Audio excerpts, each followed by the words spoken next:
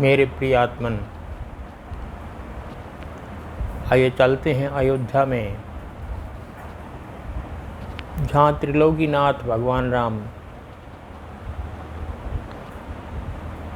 वहाँ की राजगद्दी पर प्रतिष्ठित हैं, विराजमान हैं। और उनके बैठने के बाद शासन की जो व्यवस्था है, प्रजा की जो अवस्था है, वो कैसी है, बहुत सुंदर वर्णन रामचरितमानस में हुआ है कि राम राज्य कैसा है। राम राज्य की कल्पना आज भी हजारों वर्ष बाद की जाती है। महात्मा गांधी जी ने भी कल्पना की थी कि भारतवर्ष में राम राज्य पैदा हो जाए। और भी संसार में चाहते हैं कि जो राम के राज्य में संसार की अयोध्या की स्थिति थी वो सभी जगह हो जाए, तो फिर बात ही क्या है। राम राज्य शब्द ही ध्वनित होता है कि कैसा था। उसका हम संक्षिप्त वर्णन आज करेंगे। राम राज बैठे त्रिलोका, हर्षित भय गए सब शोका।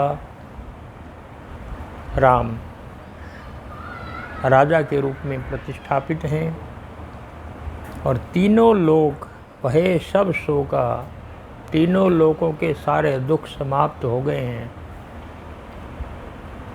उनकी गद्दी पर बैठती, बैरुन कर काहू सन कोई, राम प्रताप विषमता खोई। कोई किसी से बैर नहीं करता। राम का प्रताप इतना है कि जो विषमता है आपस में, भेदभाव है, वो समाप्त हो गया है। सब एक दूसरे से प्रेम करते हैं, भेद नहीं करते, कपट छल नहीं है, केवल प्रेम छलकता है सबके व्यवहार में। भेद न कर काहू सन कोई, कोई किसी से बैर नहीं करता, कोई किसी से भेद नहीं करता। राम का प्रताप इतना है कि जो विषमता है आपस में वो समाप्त हो गई है। वर्णाश्रम निज निज धर्म, निरत वेद पथ लोग, चलहि सदा पावहि सुखहि, नहीं भय शोक न रोग। सब लोग अपने अपने वर्ण और आश्रम के हिसाब से व्यवहार करते हैं। सभी जो वेदों में मर्यादा दी गई है, संस्कार दिए गए हैं, सब उन पर चल रहे हैं। उस समय वर्ण व्यवस्था बहुत मजबूत थी। वर्ण और आश्रम व्यवस्था थी। 4 वर्ण थे, ब्राह्मण, क्षत्रिय, वैश्य, शूद्र। और वो वर्ण उनकी चेतना के विकास के अनुसार, उनकी सामर्थ्य के अनुसार ही बनाए गए थे। किसी में व्यवस्था नहीं थी, किसी में भेद नहीं था। किसी प्रकार का ये नहीं था कि मैं ऐसा क्यों। ये भेद पहले भी था, ये भेद आज भी है, संसार में सदा रहेगा। आज भी विद्वान व्यक्ति हैं, आज भी वो ब्राह्मण हैं जो प्रयोगशालाओं में, लेबोरेटरीज में नए नए आविष्कार कर रहे हैं। आज भी बहुत बड़े बड़े उच्च अधिकारी, IAS ऑफिसर, बहुत बड़े बड़े प्रोफेसर हैं जो ज्ञान के भंडार हैं, ज्ञान बांट रहे हैं, वो ब्राह्मण हैं। उसमें किसी जाति विशेष की बात नहीं है। जो ये ऐसे काम करता है, चेतना का विकास, बुद्धि का विकास कहाँ तक है, उसके हिसाब से विभाजन किया गया था। इसी प्रकार से वो क्षत्रिय थे जो देश की रक्षा करते थे। उनमें वीरता थी, उनमें धैर्य था। जो इस रूप में थे, बलवान थे, उनको क्षत्रिय बनाया गया था। जो व्यापार कर सकते थे, व्यापारी, उनको वैश्य बनाया गया था। और जो इनमें से सामर्थ्य नहीं है, वो आज भी ऐसे हैं, वो आज भी चपरासी हैं या दूसरे कार्य कर रहे हैं, मजदूरी का कार्य करते हैं, आज भी तो है वो। विभाजन सदा रहेगा बुद्धि का, सदा रहेगा मनुष्य में विभाजन चेतना का, कभी एक सम हो ही नहीं सकते, संभव नहीं है, पहले भी नहीं था। कि परमात्मा की जो सृष्टि है इसमें तरह तरह के फूल खिलते हैं, कोई गुलाब है, कहीं गेंदा है, कहीं चमेली है, कहीं चंपा है, सारे एक तरह के हों तो सौंदर्य समाप्त हो जाएगा। और फिर सबको सब कामों की आवश्यकता पड़ती है, इसलिए बड़ा मनोवैज्ञानिक भेद था जो उस समय बनाया गया था। तब जन्म से जाति प्रथा नहीं थी, सामर्थ्य के हिसाब से थी। इसलिए वर्ण और आश्रम 4 आश्रम थे, ब्रह्मचर्य आश्रम था, गृहस्थ आश्रम था, वानप्रस्थ था और फिर संन्यास आश्रम था। 25 साल तक 100 वर्ष की जीवन को 25-25 वर्ष के 4 भागों में बांटा गया था। पहले 25 वर्ष तक ब्रह्मचर्य का पालन करें, विद्या लें, आश्रमों में जाएं, खूब विद्या प्राप्त करें, शक्तिशाली हो जाएं, ज्ञान प्राप्त करें। जब आप इतने सामर्थ्यशाली हो जाएंगे उसके बाद आप गृहस्थ धर्म का पालन करें, और जब वो आपका कर्तव्य निभ जाएगा फिर वानप्रस्थ, वन की तरफ मुँह कर लें, धीरे धीरे संन्यास, मोह ममता संसार से त्यागें, ये वानप्रस्थ है। और जब उधर आपकी परिपक्वता हो जाए वन में जाने की तो फिर पूर्ण संन्यास ले लें, फिर परमात्मा के चरणों में भगवान का नाम लें, ध्यान करें, समाधि करें, सुमिरन करें, फिर प्रभु के चरणों में चले जाइए। हमारे यहाँ बांटा गया था, आश्रम व्यवस्था थी इस रूप में। तो सभी लोग वर्ण आश्रम धर्म का पालन करते हैं, जो मर्यादा हमारे शास्त्रों में दी गई उसका पालन करते हैं। इसलिए चले ही सदा पावई सुख ही, ना भय है ना रोग है। तो जो मर्यादा में रहेंगे वो सुख ही पाएंगे, सदा मर्यादा में चलते हैं, इसलिए उनको ना किसी का भय है ना किसी प्रकार का रोग है। ये तो एक व्यवस्था है। आज भी यदि हम इसी रूप में चलते रहें, अपने सामर्थ्यानुसार, अपनी सीमा में, अपनी मर्यादाओं में, हम आज भी सुखी हो सकते हैं। समाज जैसा वो कल्पना की थी उस समय। दैहिक दैविक भौतिकता पा, राम राज नहीं काहू ही व्यापा। 3 प्रकार के रोग होते हैं, ताप होते हैं, दुख होता है। एक दैहिक है, अपनी देही का है, एक दैविक है जो प्राकृतिक आपदाएं होती हैं, भूकंप है, बाढ़ है, कि और रोग हैं, हैजा है, कि अनेक प्रकार के रोग हैं जो दैविक हैं, दैवी शक्ति के रूप में आते हैं, हमारे हाथ में नहीं होते। दैहिक दैविक भौतिक तापा, भौतिक रोग होते हैं। 3 प्रकार के रोग कह लें। रामराज नहीं काहू ही व्यापा, किसी को व्याप्त नहीं था, किसी को नहीं होता किसी प्रकार रोग। तीनों रोगों में से किसी को नहीं था। और सब नर कर ही परस्पर प्रीति, सब एक दूसरे से प्रेम करते हैं, अपने अपने धर्म पर चलते हैं और एक दूसरे से प्रेम करते हैं। तो इसी का नाम राम राज्य है। चारु चरण धर्म जग माही, पूरी रहा सपने हो यज्ञ नाही। धर्म के 4 चरण होते हैं जिन पर धर्म टिका होता है।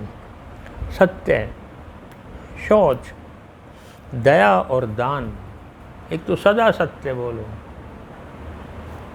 सत्य आचरण करो, केवल बोलना नहीं है, सत्य आचरण करो जो शुद्ध आचरण है। शौच माने पवित्रता, अपने स्वयं की दैहिक पवित्रता, आत्मिक पवित्रता, शिष्टाचार की पवित्रता, सब तरह की पवित्रता रखो। दया, करुणा होनी चाहिए सबके प्रति, मन में जीव मात्र के लिए करुणा होनी चाहिए। और फिर दान, जितना आप अर्जित करते हैं उसमें से दूसरों को जिसको आवश्यकता है उसमें से आप दान भी करिए, बांटिए भी समाज में। केवल अकेले मत उपभोग करें, अपने अर्जित धन का उसको बांट के भी खाएं, उसको दान कहते हैं। ये समाज का नियम है। इसलिए चारिहु चरण धर्म जग माही, पूरी रहा सपने हु अगनाही। स्वप्न में भी पाप नहीं था, क्योंकि सत्य का, धर्म का पालन होता था। चारों चरणों पर टिका हुआ है धर्म, उनका पालन होता था, तो फिर पाप कहाँ से होगा। राम भगति रत नर अरु नारी, सकल परम गति के अधिकारी। सब राम भक्ति में लीन हैं, फिर पाप कहाँ से होगा, धर्म ही होगा। असत्य कहाँ से होगा, सत्य आचरण ही होगा। जो राम के चरणों में समर्पित हो गया, गलत काम कैसे हो सकते हैं। इसलिए वो कह रहे हैं कि सारे के सारे नर नारी जितने हैं वो परम गति के, मोक्ष के अधिकारी हैं। शुभ कर्म होंगे तो मोक्ष भी मिलेगा। अल्प मृत्यु नहीं कब निहु पीरा, ना किसी अल्प मृत्यु होती है, समय पर ही मृत्यु होती है, जवानी में नहीं। किसी को किसी प्रकार की पीड़ा नहीं है, सब के सब सुंदर हैं, कोई रोग नहीं है, किसी को किसी प्रकार का रोग नहीं है। नहीं दरिद्र कोई दुखी न दीना, ना कोई निर्धन है, ना कोई दरिद्र है, ना दुखी है, ना दीन है। नहीं को अबुझ न लक्षण ही ना, निर्बुद्धि कोई नहीं है, सबके पास बुद्धि है, सबके पास लक्षण है, शिष्टाचार है, व्यवहार है सुंदर। तो सब जब ऐसे हों, सब निर्दम्ब निर्धर्म रत पुनि, नर नारी चतुर सब गुणी, सब गुणज्ञ पंडित सब ज्ञानी, सब कृतज्ञ नहीं कपट सयानी। सब धर्म पर चलने वाले हैं, सब चतुर हैं, सब ज्ञानी हैं, सब गुणों का भंडार हैं और सब प्रकार से कृतज्ञ हैं। जो कोई किसी के थोड़ा सा काम आ जाए तो उसकी कृतज्ञता व्यक्त करते हैं, उनमें धन्यवाद भाव है किसी के प्रति, अहो भाव है, आपने मेरा इतना काम किया, आपका बहुत बहुत धन्यवाद। अहंकार में कोई हमारे भी काम आए तो हम धन्यवाद तक करना भूल जाते हैं। लेकिन एक बहुत बड़ा गुण है, कोई 2 कदम भी हमारे साथ चल दे तो उसके प्रति हम कृतज्ञता का भाव व्यक्त करें, आपने बड़ी कृपा की। ये सदा रहना चाहिए मन में, बहुत आवश्यक है शिष्टाचार के लिए। एक गीत की पंक्ति मुझे अच्छी लगती है, उतना ही उपकार समझ जितना कोई साथ निभा दे। जितना कोई साथ निभा दे उसका उपकार समझिए, उसका धन्यवाद कीजिए। आप मेरे साथ 2 कदम तो चले, आपने मेरी नमस्ते तो स्वीकार की, आवश्यक नहीं कि आप मुझे करें, मैंने की, आपने स्वीकार कर लिए, इसके लिए भी धन्यवाद। यही तो सद्व्यवहार है, यही तो शिष्टाचार है। और राम राज नवगेश सुनो, सचराचर जग माही, काल कर्म स्वभाव गुण, कृत दुख का हुई नाही। जो ही राम राजा बैठे हैं, राम के राज्य में जड़ है, चेतन है, जगत में है। इसमें जो दुख होते हैं, काल का, कर्म का, स्वभाव का, गुणों के किसी प्रकार का कोई दुख नहीं है। त्रिगुणात्मक प्रकृति है, सत्व रजस तमस, उनके अपने अपने गुण हैं, उनके अपने दुख हैं। लेकिन किसी को किसी प्रकार का दुख नहीं है, ना काल का दुख है, ना कर्म का दुख है कि बुरे कर्म किए हैं तो उसका बुरा फल मिलेगा। जब सभी अच्छे कर्म कर रहे हैं तो फिर बुरा कर्म कहाँ से आ गया। इसलिए काल कर्म स्वभाव, सबका स्वभाव अच्छा था। राम राज विषमता खोई, विषमता है ही नहीं, तो सबके अच्छे कर्म हैं। इसलिए किसी को किसी प्रकार का दुख नहीं है। भूमि सप्त सागर मेखला, एक भूप रघुपति कौशला। 7 समुद्रों से घिरी हुई भूमि है और राम सबके राजा हैं। एक राजा है, बाकी सारी उसकी प्रजा है पूरी पृथ्वी की। और गोस्वामी जी कहते हैं जिसके रोम रोम में इतने इतने ब्रह्मांड हों उसके लिए भला पृथ्वी का राज्य कौन सा बड़ी बात है कि वो उसके राजा हैं। तो बहुत छोटा है बल्कि कहने में, मतलब उसकी कौन सी बड़ी महिमा है। वो तो त्रिलोकीनाथ हैं, वो तो कितने कितने सारा जो सृष्टि है उसके स्वामी हैं। इसलिए सो महिमा खगेश जिन जानी। जो राम को समझ गया वो क्या है, उसके लिए ये कोई महिमा नहीं है कि वो अयोध्या के राजा हैं, कि वो सारी पृथ्वी के राजा हैं। ये तो कहना भी छोटा पड़ता है जब सारी सृष्टि जिसने उत्पन्न की है राजा हैं, त्रिलोकीनाथ हैं, उसके लिए एक पृथ्वी क्या है। और राम राज कर सुख संपदा वर्णि न सकई, फनीस शारदा सब उदार सब पर उपकारी, विप्रवरण से विप्रचरण सेवक नर नारी, सब उदार हैं पर उपकारी हैं, दूसरे का उपकार करते हैं, दूसरे का भला करते हैं। सबके मन में ये भाव रहता है कि मैं किसी के लिए कुछ करूं। परमात्मा ये तन दिया है, ये उसका उपहार है, ये किसी के काम आ जाए तो अच्छा है। इसको उपकार कहते हैं। अपने लिए तो सभी करते हैं, उसको स्वार्थ कहते हैं। और जो किसी के लिए करता है उसको परार्थ कहते हैं, उपकार कहते हैं। परार्थ, पर के लिए। तो जिसके मन में भाव ये होता है मैं किसी के काम आऊं, जब तक मेरी सांस है किसी के काम आ जाए, तो ये शरीर की जो सार्थकता है, मनुष्य जीवन की जो सार्थकता है मानव होने की, वो सही रहेगी, वो काम आएगी। मैं कह सकूंगा कि मैं मनुष्य हूँ, ये मेरा धर्म था, मैंने अपना धर्म निभाया है। इसलिए वो करें सब उदार सब पर उपकारी, दूसरे का उपकार करते हैं। विप्र चरण सेवक नर नारी, जो ज्ञानवान हैं, जो दूसरों को ज्ञान देते हैं, बांटते हैं, ऐसे विप्र, ऐसे ब्राह्मण, ऐसे विद्वान सब उनके चरणों के सेवक हैं, उनका आदर करते हैं। और विद्वान तो आदर अपेक्षित करता है, उनको आदर देना ही चाहिए। जिन्होंने इतनी तपस्या साधना के बाद कुछ लिया है, उनको आदर मिलना ही चाहिए समाज में।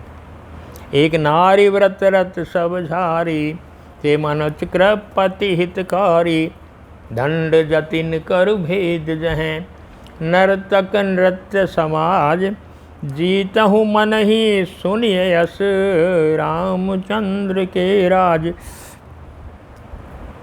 किसी भी राजा के पास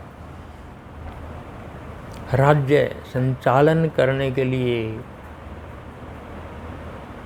4 गुण बताए गए हैं, 4 शक्तियाँ बताई गई हैं। साम, दाम, दंड, भेद ये आवश्यक है। ये राजनीति भी है, ये कूटनीति भी है, स्वाभाविक ही आवश्यक है। ये प्रत्येक राज्य में आवश्यक है, कल भी आवश्यक थी, आज भी आवश्यक है। साम, दाम, दंड, भेद। मानसकार क्या कहते हैं? नहीं, वो राम के राज्य में नहीं था। जब कोई अपराध ही नहीं करता था तो अब दंड किसको देगो? किसी के मन में विषमता ही नहीं है तो बांटोगे किसको? आप किस में भेद करोगे? भेद तो वही होता है जहां आपको करना पड़ता है, विषमता है ही नहीं। जिसे दंड किसको दोगे, भेद किसका करो?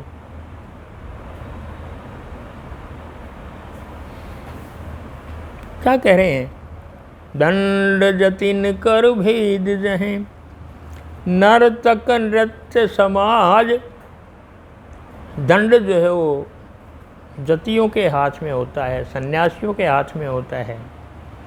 जो सन्यासी रखते हैं उसके नीचे दंड होता है, जिसको कहते हैं जिन पर बैठ खड़ा हाथ रख के वो तपस्या साधना करते हैं। ना, दंड केवल उनके हाथ में है, राज्य में कहीं दंड नहीं है, राजा के पास दंड नहीं, आवश्यकता ही नहीं है।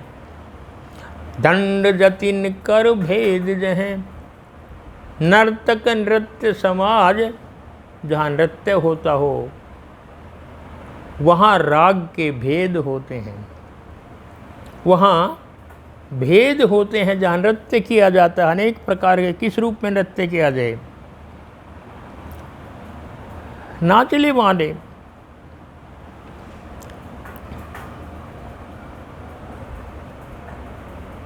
जैसे राग अनेक प्रकार के होते हैं, वहाँ भेद होता है। नवरंग होते हैं, वहाँ भेद होता है। नाटक में भेद होते हैं, नृत्य में भेद होते हैं, सिखाए जाते हैं, साधना की जाती है नृत्य में। ये भरतनाट्यम है कि कुचिपुड़ी है, किस प्रकार से सिखाए जाते हैं। भेद केवल नर्तक समाज में है, लोगों के मन में नहीं है। जीतहु मन ही सुनियस रामचंद्र के राज। जीतते हैं दूसरे राज्यों में जाकर के राजा। अरे किसमें जीतोगे, सारी धरती पर तो राम का राज है, जीतना किसको है। तो जीतहु शब्द की कहाँ सुना जा, जीतहु मन ही, जीतना हो तो अपने मन को जीतो। यदि अपने मन को जीत लिया तो संसार को जीत लिया। जीतहु मन ही सुनिए यस रामचंद्र के राज। राम के राज में यदि जीतना शब्द है तो पराये को जीतना नहीं, स्वयं को जीतना है, स्वयं के मन को जीतना है। और अपना मन बस में हो गया तो बस सब कुछ जीत लिया, ये मान लीजिए आप। बहुत सुंदर राम राज्य की कल्पना है। ऐसा था, फूलहि फरहि सदा तरु कानन, रहे एक संग गज पंचानन। सारे फल, सारे वृक्ष फलते हैं, फूलते हैं, खूब फल देते हैं, खूब फलते हैं। जितने भी वृक्ष हैं, फसलें हैं, कोई कमी नहीं, भरपूर, सब निवासियों को भरपूर फल देते हैं। और रहे एक संग गज पंचानन, हाथी और शेर एक ही स्थान पर रहते हैं। हाथी और शेर का बैर होता है, दोनों में अहंकार होता है। वो कह रहे नहीं, हाथी और शेर साथ रहते हैं। रहे ही एक संग गज पंचानन, खग मृग सहज बैर बिसराई, सबनि परस्पर प्रीति बढ़ाई। और जितने जंगल के पशु हैं, जीव हैं, आपसी बैर बिसरा करके सब एक साथ रहते हैं, सब एक दूसरे से प्रेम करते हैं। ये राम के राज्य पर बैठने का प्रभाव है। ये केवल मनुष्य नहीं, जंगल के जीव भी आपस में प्रेम करते हैं, एक साथ रहते हैं, उनमें भी किसी प्रकार का बैर नहीं है। कुजहि खग मृग नाना वृंदा, अभय चरहि बन करहि आनंदा। और पक्षी मीठी बोली बोलते हैं, पशुओं के समूह आपस में निर्भय हो करके विचरण करते हैं। सदा सदा जो है इसमें आपके वन में जहाँ जहाँ भी हैं जंगल में, शशि संपन्न सदा रह धरणी। धरती फसल से संपन्न रहती है, खूब धन उपजाती है। त्रेता भई कृत युग कह करणी। ऐसा लगा जैसे त्रेता युग में सतयुग की करनी आ गई हो, जैसे सतयुग त्रेता युग में उतर आया हो कि जो लोग चाहते हैं वही हो जाए। धन धान्य से भरपूर खेती खूब भरपूर है। प्रगति गिरेन विविध मन खानी, जगतात्मा भूप जग जानी। जो जगत की आत्मा है, जो सारे विश्व के राजा हैं, स्वामी हैं, ये जान करके पहाड़ों ने मणियों की खान खोल दी है। जितने मणि जो हमारे यहाँ मणियों का खजाना है सब ले जाओ, तो लुटाते हैं। प्रगति गिरे न विविध मणि खाने, सब प्रकार के हीरे जवाहरात लुटाते हैं जो भी वहाँ उनके पास हैं। सरिता सकल बरही बरबारी, और सारी सरिताएँ, सारी नदियाँ स्वाद से, मीठे जल से भरी भरी बहती हैं, लोगों के काम आती हैं। सागर निज मर्यादा रहे, डारही रतन तटन नर लही। समुद्र अपनी मर्यादा में रहते हैं, कभी बाढ़ नहीं आती, तूफान नहीं आते, जैसे आजकल आते हैं डुबा देते हैं शहर के शहरों को। समुद्र अपनी मर्यादा में रहते हैं, अपने तट के भीतर भीतर रहते हैं। सागर निज मर्यादा रहे, डारही रतन, जो उनके भीतर रतन है समुद्र के भीतर, वो अपने आप ही किनारे पर डाल देते हैं, लोग आकर के ले जाते हैं, ये ले जा। इतना प्रभाव है राम का, भगवान जहाँ बैठे हों। समुद्र हीरे रतन जो उनके पास हैं वो अपने आप ही, एक तो डुबकी लगा करके खोज करके लाया जाए, वो तो खुद ही जो उनके पास है लुटा देते हैं, किनारे पर डाल देते हैं। डारा ही रतन तटनी, तट पर डाल देते हैं। नर लहें, आदमी जाते हैं उठा लाते हैं जिसको जितनी ज़रूरत है। सरसिज संकुल सकल तड़ागा, अति प्रसन्न 10 दिशा विभागा। और सभी तालाबों में कमल खिले हुए हैं, सुंदर फूल खिले हुए हैं, भंवरे गूंज रहे हैं, कलियां चटक रही हैं, अनेक प्रकार के कमल वहाँ पर खिले हुए हैं। 10 दिशाओं में देखा तो सुंदरता ही सुंदरता है। विदुमहि पूर मयूखन ही, रवि तप जितने ही काज, मांगे वारिद देहि जल, रामचंद्र के राज। बड़ी प्यारी बात कही है। चंद्रमा अपनी पूरी किरणों के साथ चमकता है। विदु मही पूर मयूखन ही, चंद्रमा चमकता है रात को। और रवि तप जितने ही काज, सूर्य उतना ही तपता है जितनी जरूरत होती है। न बहुत गर्मी होती है, न बिल्कुल शीत होती है, न लू चलती है। रवि तप जितने ही का, जितनी जरूरत है रवि उतना ही तपता है, सूर्य उतना ही तपता, उतनी गर्मी देता है।